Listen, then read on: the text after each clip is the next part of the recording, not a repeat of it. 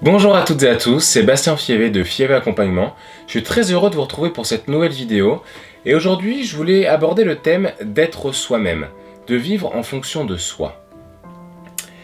Chaque personne dans ce monde possède sa façon de penser, sa façon d'agir, sa façon de faire, ses croyances, ses valeurs, son éducation, son caractère.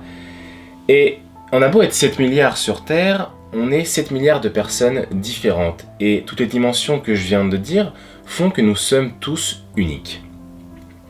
Alors, dans notre société, on a tendance à vouloir mettre toutes les personnes dans le même moule, de vouloir faire en sorte que chacun aille dans une direction précise qu'on lui a décidé, que ce soit nos parents, la société, nos amis, des personnes qui nous entourent, notre patron. Beaucoup de personnes choisissent la direction dans laquelle on doit aller. Mais vu qu'on est tous différents, on a chacun notre chemin. Et le chemin de chaque personne est unique. Contrairement à ce que la société voudrait nous faire croire, notre façon de penser ou celle de notre voisin n'est pas bonne ou mauvaise. Il n'y en a pas une qui est meilleure que l'autre. Une réponse manichéenne sur la façon de penser, c'est vraiment pas, pour moi, la bonne manière de voir les choses. Alors, je vous propose pas de penser comme moi, je vous propose juste d'éviter en fait de juger comment votre voisin peut réfléchir, comment votre voisin peut penser, et quand on discute, de pas chercher à imposer en fait sa manière de voir le monde, sa carte du monde, s'imposer à celle de l'autre. Non, ce qui est vraiment intéressant, et c'est là le chemin que j'ai envie de proposer, ensuite vous l'adopterez à votre manière, en étant vous-même, c'est justement de prendre conscience de ce que pense l'autre, prendre conscience de ce que nous on pense, et de les allier pour en fait avoir une pensée plus grande et passer un niveau de conscience ensemble. C'est vraiment ça qui est important pour moi dans les joutes verbales. Parce que même moi, avant, j'étais vraiment un spécialiste de ça. J'adorais rentrer dans une discussion, chercher à convaincre l'autre, montrer que mon argumentaire était plus important, plus intelligent. Et en fait, je cherchais à prendre le dessus sur l'autre.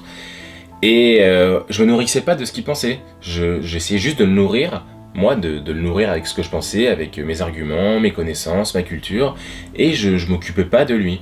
Et c'est le jour où j'ai essayé de faire plus attention, d'être plus dans des discussions, des vraies discussions, pas dans des batailles argumentaires. Et c'est tout simplement, en fait, pour moi, accepter la différence de l'autre dans sa manière de penser, dans ses valeurs et dans ses croyances, pour ensemble progresser et avancer. Tout simplement parce que vous seul ressentez ce qui est important à l'intérieur de votre cœur. Vous seul ressentez ce que vous avez besoin de faire dans votre vie. Vous seul ressentez vos objectifs, vos missions, et là où vous devez aller.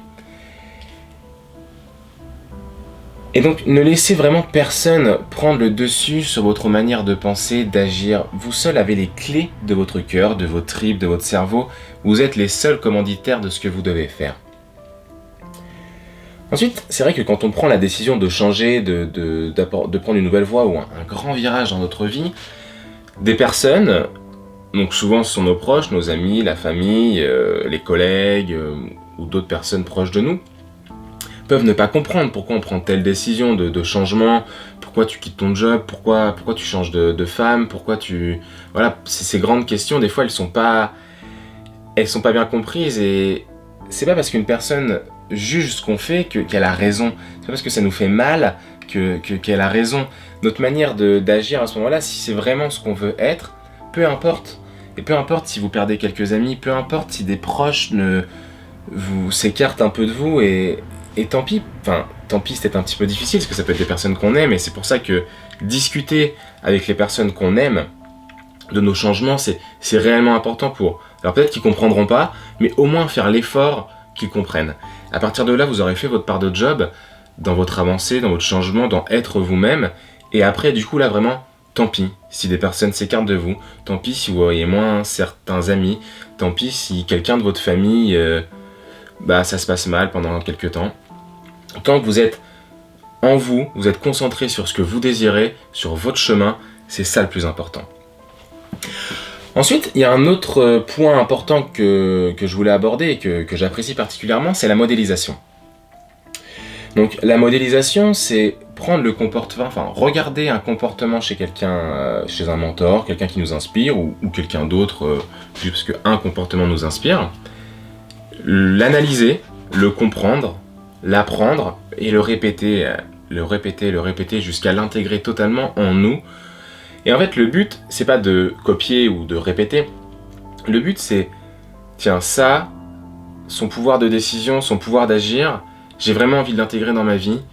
Je peux lire les erreurs qu'il a fait, écouter par où il est passé et m'en inspirer pour moi justement gagner du temps. Et en fait la modélisation c'est vraiment gagner du temps et apprendre le mieux possible. Donc après oui c'est là où toute la difficulté est, c'est faire attention à ne pas confondre la modélisation et se tromper de personne que l'on souhaite être. Ne pas modéliser totalement une personne parce que c'est impossible. Chaque personne est unique et vous ne pourrez pas vivre la vie d'une autre personne. Par exemple, je peux modéliser, comme je disais, le pouvoir de décision d'Anthony Robbins, je ne serai jamais Anthony Robbins. Je peux modéliser l'altruisme de Mère Teresa, je ne serai jamais Mère Teresa. Ou je peux modéliser le coup droit ou le revers de Roger Federer, je ne serai jamais Roger Federer. Utiliser les stratégies gagnantes de nos mentors, des personnes qui nous inspirent, oui, mais vouloir exactement la même vie, non, ça c'est pas écologique. Et même si, de toute façon, personnellement, j'ai jamais vu des personnes qui vivent la vie de quelqu'un d'autre être heureux. Après, peut-être que ça existe, mais vraiment, si ça marche, et j'en doute, vous pourrez pas être totalement heureux parce que vous vivrez à côté de vous, en fait. Vous vivrez à la place de quelqu'un d'autre. Et le but dans la vie, c'est d'être sur son chemin, ce que nous, l'on est. Par exemple, et ça arrive souvent avec ce genre de célébrité, par exemple Leonardo DiCaprio. Vous pouvez rêver la vie de Leonardo DiCaprio, vous pouvez dire « Ah, c'est un acteur fabuleux, il gagne beaucoup d'argent, avec sa personnalité, avec son argent, avec tout ce qu'il est, on peut faire ce qu'on veut, voilà, on est libre, etc. » Et en fait, on va fantasmer le côté positif de sa vie, qu'on voit, qu'on nous laisse regarder, et on occulte et on oublie le côté, si je peux dire ça, négatif, plutôt les sacrifices qu'il a mis en place, les douleurs qu'il a eues dans sa vie, et souvent on se dit « Ouais, mais ça c'est pas grave vu que tout ce qu'il a gagné ». Ouais, mais souvent il les a vécus avant de l'avoir. Donc, est-ce que vous êtes, par exemple, si vous voulez la vie de Leonardo DiCaprio, est-ce que vous êtes prêt à faire les sacrifices qu'il a fait? Est-ce que vous êtes prêt réellement à avoir les inconvénients qu'il a dans sa vie maintenant? Et quand on espère être quelqu'un, vraiment, regardez ce côté-là, c'est qu'en fait, on est souvent prêt à avoir les avantages de sa vie, mais souvent on n'est pas prêt à avoir les inconvénients, et c'est d'ailleurs pour ça qu'on reste en fait dans notre propre vie, on reste nous-mêmes.